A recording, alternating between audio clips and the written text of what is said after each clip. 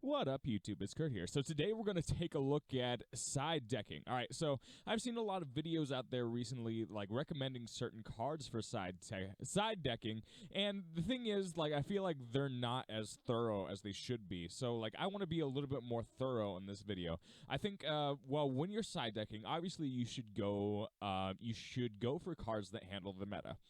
So right now we basically have the big four. We have Sky Striker, we have Orcust, we have Salamangreat, and at least in America, we have Danger Thunder Dragon.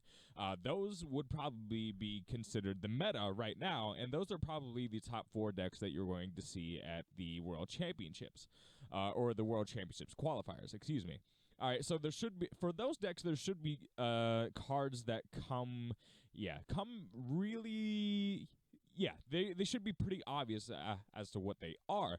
There are some cards that just pretty much lock the opponent out of playing their turn if you're playing against these specific strategies.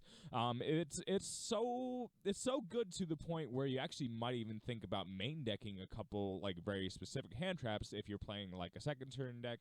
Like I'm playing an OTK, so I'm actually considering maining Lancia, as weird as it sounds, just because Orcust and Thunder Dragon are so prevalent.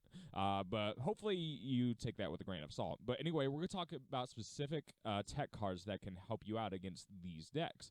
All right, so I'm going to give my opinion on one at a time here. All right, so right now you do have to kind of worry about Mystic Mine in the main deck, and that really sucks. And especially in Sky Striker, they're starting to main deck a lot of copies of Mystic Mine, and that sucks.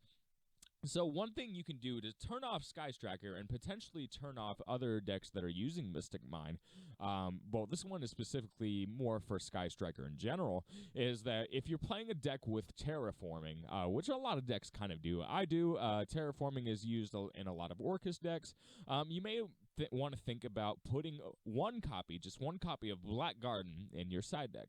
So when you activate Black Garden, you normal summon or special summon a monster. You put tokens on your opponent's field, and this also has good utility if you're ever playing Mind Burn as well. If you're playing Mind Burn, and they don't have Ojama Trio, well, this could potentially help you out as well.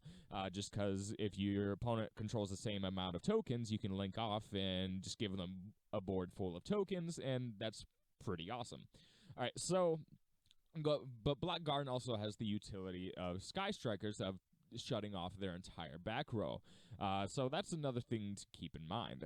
So that is one that's probably a little bit less common, but it's still very good, especially if you're running a deck that runs Terraforming or it has that searchability. I would also recommend, if you're running Terraforming, also to do copies, perhaps do copies of Set Rotation in your side deck to go along with your side deck cards, or even your main deck cards, which is one thing I've been utilizing.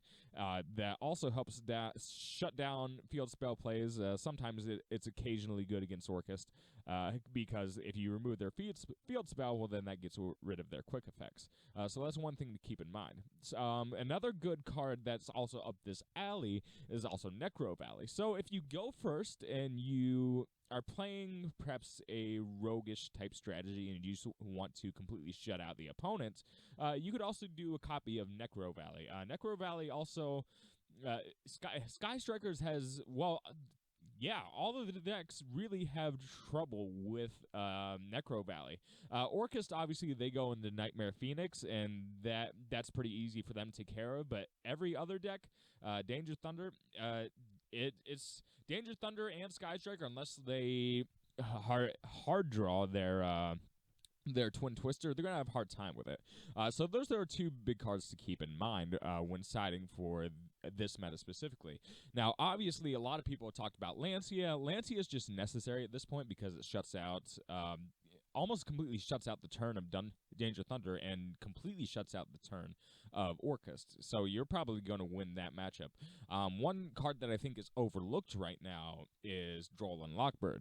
All right, so depending on what kind of Orcust build the opponent is playing, if you do have a Lockbird, you can slow them down.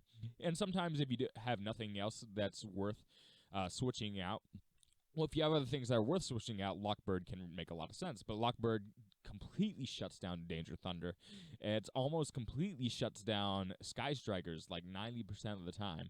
And it's pretty worthless against Salamangreat, but it can come in handy against Orcust.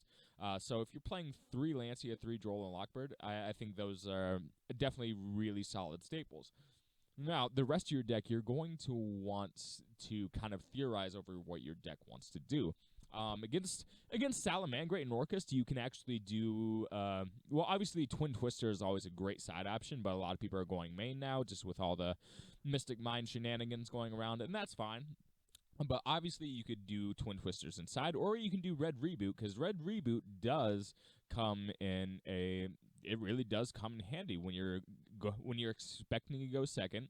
It can come in handy if someone's playing counter traps in Sky Striker, but particularly against Salamangreat and Orcust, it can have its purpose. It can meet its purposes, because a lot of times if you Red Reboot, the Orcust player doesn't even have another trap to set that they haven't already set from their deck. So that can have great utility there. So with all this in mind, I think in this format, Sphere Mode isn't as good, but so Pendulums are, I would consider them borderline meta right now. I don't think they're as popular in America, but they can do ridiculous boards with their searches and their Endymion engines. So Lockbird primarily just takes your Danger Thunder matchup. Once you Sphere Mode a Danger Thunder, sometimes they have trouble recovering from that. They don't get much revival. Sometimes their hand's empty, and there's just not a whole lot they can do after that Sphere Mode happens. So I like to keep copies of that just specifically for that matchup. But against full Pendulum boards, sometimes Sphere Mode is just obviously really necessary.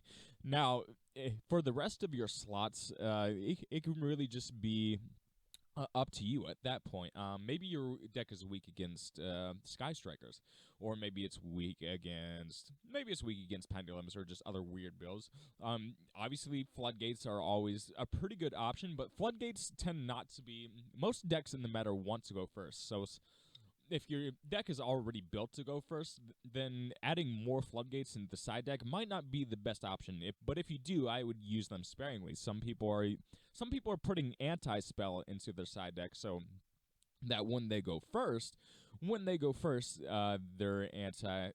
basically just win game 2, and their opponent scoops it up right away. They can have a good game 3. There's nothing wrong with that, but it's also it's also important to utilize the side deck to your greatest potential, and realize that if your deck is built to go first, then it's almost kind of a waste to have your side deck full of cards that help you go first. That should be kind of a no-brainer. But obviously, different Floodgates will serve different functions. You can do a bunch of one-offs, like obviously like Imperial Order or Soul Drain or Skill Drain, depending on like what your build is. But I wouldn't know specifically what build like Skill Drain is actually good in, but you get the point. Like if you put a bunch of limited Floodgates together, sometimes they can really do something. But yeah, obviously going forward from that, those are the big ones. But obviously, if you're not already playing like Effect Veiler in your main deck, well then hand traps are never a bad option in the side deck. And yeah, it just has too much utility. Obviously, no material is pretty good right now. No material can work out. The thing is, if you're already... No material is best against Orcust, and yeah, it's best against Orcust, and it's okay against Danger Thunder, depending on what their hand draw is. Sometimes they can work around it, but sometimes if you get that no material on at the right time, they just have a trouble going into almost anything. So yeah, it's kind of an awkward card, but you already, in my opinion, if you have no material, you already have very significant cards to take care of your Orcust. To take care of your Orcust problem, if you're already running Impermanence. If you're not running Impermanence in the main deck, Impermanence is also an excellent option. But yeah, I'm running short on time for this video, guys. Just in turn, I want to keep it not over 10 minutes. So I'll let you go from here. If you guys have any questions, these are my best recommendations. Hand traps are never a bad option, and again, you want to build mostly for going second. So hopefully this is a helpful video. If you guys have any other interesting texts, leave them in the comment section. Peace.